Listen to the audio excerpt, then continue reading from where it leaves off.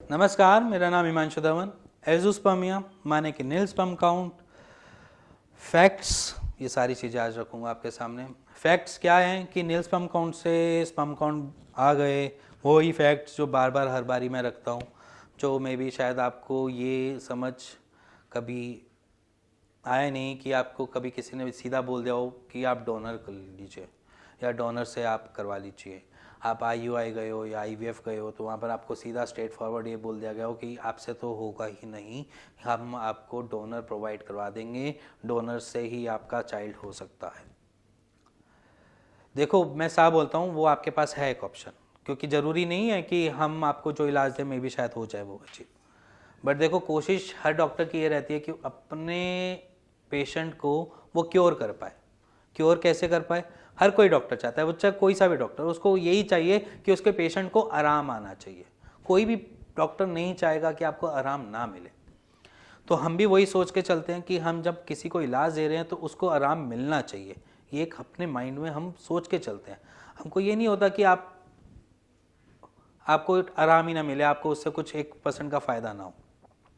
आज मैं वैसे ही बात करूँगा। हमारे पेशेंट थे, उनके सामने आपके सामने रिपोर्ट्स रखता हूँ। फैक्ट्स हैं वो, बिल्कुल आप दोनों रिपोर्ट कंपेयर कर लीजिएगा। पहले उनकी नील स्पर्म काउंट थी, अब उनकी जो स्पर्म काउंट है वो प्रेजेंट है 15 मिलियन स्पर्म काउंट है। अब वो कैसे हुए उसके पीछे भी अलग स्टोरी है, वो बहुत लंबी डीप हो जाएगी, उससे बेटर आपको शॉर्ट में समझा देता हूँ। देखो, कभी भी हम जब महीने भर में या 1.5 महीने 2 महीने के अंदर हम रिकवरी ले लेते हैं ना एजोस्पर्मिया की, वो मोस्ट ऑफ द चांस क्या मिलता है हमें कि ब्लॉकेज होगी, ठीक है। बट जब आप IVF के लिए जाते हैं तो वहाँ पर ये चीज़ें कंसीडर करी नहीं जाती। उनके हिसाब से नील स्पर्म काउंट तो नील स्पर्म काउंट ही है, चाहे उसमें अंदर कुछ भी हो रहा हो, चाहे बन रहा हो नहीं बन रहा हो, हमें क्या लेना देना, हमने तो सिर्फ IVF करना है ना।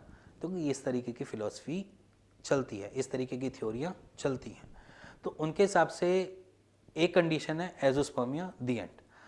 हम क्या सोचते हैं? हम ये सोचते हैं कि नील स्पर्म काउंट है तो कुछ ना कुछ तो रीज़न हो रहा होगा, चाहे बचपन से स्पर्मेटोजेनेसिस नहीं डेवलप हुई, या क्या पता ब्लॉकेज आ गई हो, क्या पता कुछ एक टिश्यू की ग्रोथ हो गई हो कहीं, क्या पता कोई और हो गया हो। तो एक ट्राई तो बनता ही है, तो हमने वही ट्राई करते हैं। मैं यही साफ ही बोलता हूँ, एजोस्पर्मिया के पेशेंट में हम हर बारी ट्राई करते हैं, क्योंकि एजोस्पर्मिया का पेशेंट जरूरी नहीं है कि क्योर की तरफ बढ़ जाएगा। मैं अपने हर वीडियो में यही बोलता हूँ कि हम 10 पेशेंट देखते हैं तो जरूरी नहीं है कि 10 के 10 ठीक होते हैं, उसमें से सिर्फ 4 या 5 ही ठीक हो पाते हैं। अब रही बात एजोस्पर्मिया से निपटते कैसे। देखो, एजोस्पर्मिया से 2 तरीके से निपटा जाता है। हम आपके स्पर्मेटोजेनेसिस को एनहेंस करेंगे, साथ में आपकी ब्लॉकेज खोलेंगे, देन उसके बाद आपकी रिपोर्ट जो सामने आएगी वो हमारी क्लियर रिपोर्ट होगी। अब वो क्लियर रिपोर्ट में ये होता है कि आपके स्पर्म काउंट बढ़ेंगे, ठीक है। और हम इस तरीके से लाइन ऑफ ट्रीटमेंट देखो आप कि हमारा जो ट्रीटमेंट होता है वो हम आपको कहते हैं, चाहे एजोस्पर्मिया का पेशेंट हो चाहे वो ओलिगोस्पर्मिया का पेशेंट हो, या उसके स्पर्म काउंट नील भी हो या इतने ना बन रहे हो जितने की रिक्वायरमेंट हो, या 15 मिलियन से नीचे हो, उनको भी हर महीने हम बोलते हैं कि आपने रिपोर्ट तो करवानी जरूरी है, सीमेन एनालिसिस, क्योंकि सीमेन एनालिसिस की रिपोर्ट से ही हमें आइडिया पता चलता है कि आपके स्पर्म काउंट बढ़ रहे हैं नहीं बढ़ रहे। तभी आप कभी देखते हो ना मेरी एजोस्पर्मिया की रिपोर्ट्स को काउंटर करो या चेक करो तो हमेशा वो महीने 1.5 महीने 2 महीने की रिपोर्ट्स ही होती हैं कि पहले था अब हो गया, अब ठीक हो गया, अब ऐसा हो गया। वो इसलिए क्योंकि हम हर महीने रिपोर्ट्स करवाते हैं। रिपोर्ट से हमें ये तो पता चले कि हमारी प्रोग्रेस क्या है, हम ठीक कर भी पा रहे नहीं कर पा रहे। 3 महीने दवाई खिलाने का फ़ायदा क्या जब वो 1.5 महीने में या 2 महीने में रिकवरी नहीं ली। तो नॉर्मल सी बात है, अगर आप जाते हो कहीं पे भी दवाइयाँ तो आपको 3 महीने की दी जाती हैं। वो यही बोला जाता है कि स्पर्मेटोजेनेसिस की साइकिल पूरी रन होने दो, 90 दिन लगेंगे, 90 दिन के बाद आपकी जो रिपोर्ट आएगी वो एक्चुअल रिपोर्ट होगी, उसी से पता चलेगा।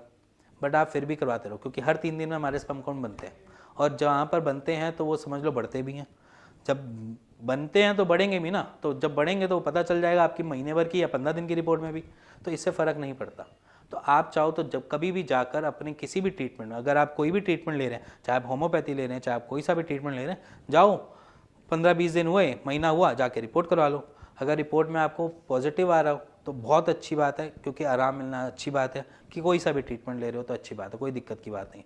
अगर जहाँ पर आपको आराम ना मिल रहा हो तो बेचिंतित होकर नीचे वाले नंबर पर आप कॉल कर लीजिए, और कॉल कर लीजिए या अपनी रिपोर्ट्स को भेज दीजिए, अभी की करंट की या अभी कोई सी भी रिपोर्ट करवाई है, नीचे दिए हुए व्हाट्सएप नंबर पे मेरे को सेंड कर दीजिए।